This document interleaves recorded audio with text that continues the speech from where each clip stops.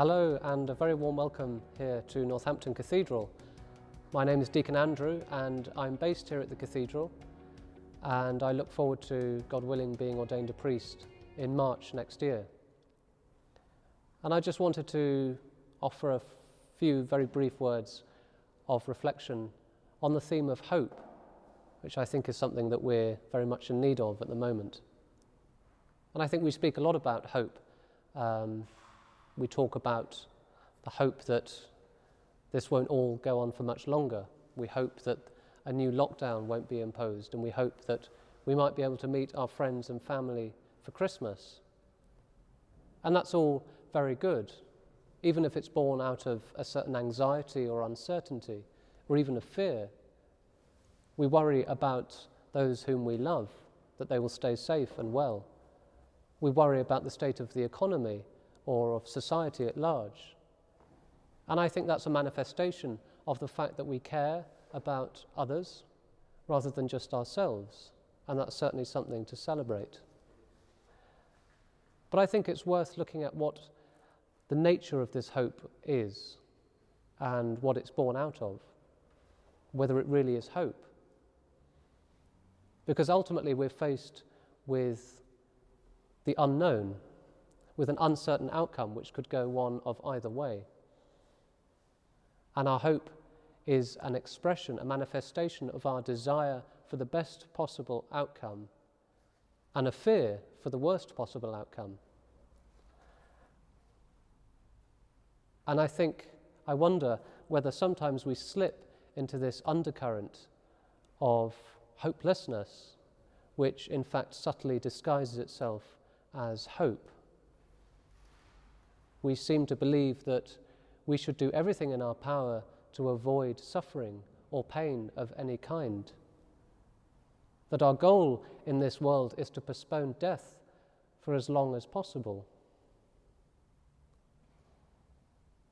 And I think this provides us with an opportunity to reflect on what the Christian understanding of hope really is.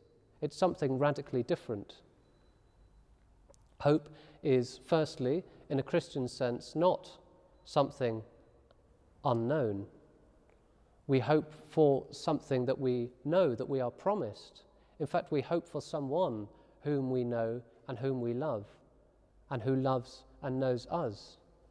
And so hope in the Christian sense is not born out of fear, but out of love, out of a relationship of love, and it is nourished by our faith. And so these three theological virtues, faith, hope, and love, propel us forward in this life to meet God. And secondly, hope is a virtue. It's not a knee-jerk reaction or a feeling that arises within us when we're faced with moments of doubt and anxiety. As a virtue, hope is, for us, a stable disposition or a habitus. It's a way of life. It's a lens, as it were, through which we can see our life in this world. And whereas the world will present to us hope and death as two polar opposites, as two opposite extremes of the spectrum, that we hope that we avoid death, and if we find ourselves in the midst of death, then there is no hope. For a Christian, death and hope are in fact inextricably intertwined.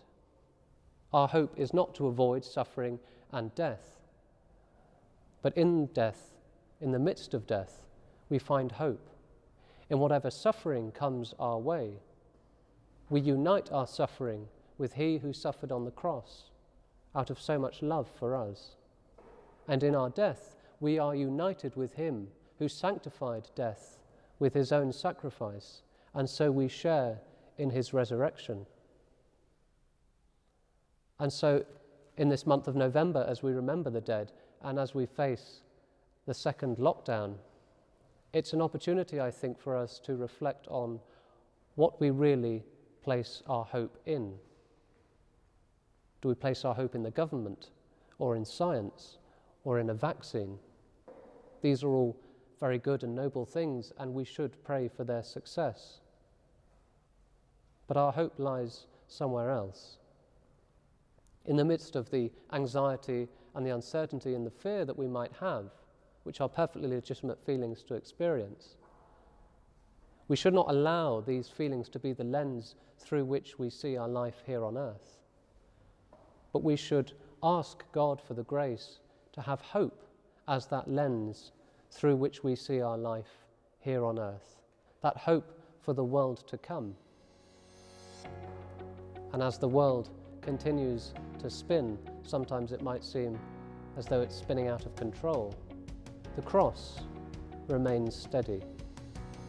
And it is the cross which is that most perfect and most beautiful expression and image that we have of that beautiful paradox of hope and death being inextricably intertwined. And so let's cling to the cross, our only hope. And let's ask God for the grace to be people who live in hope and allow ourselves to be transformed by hope.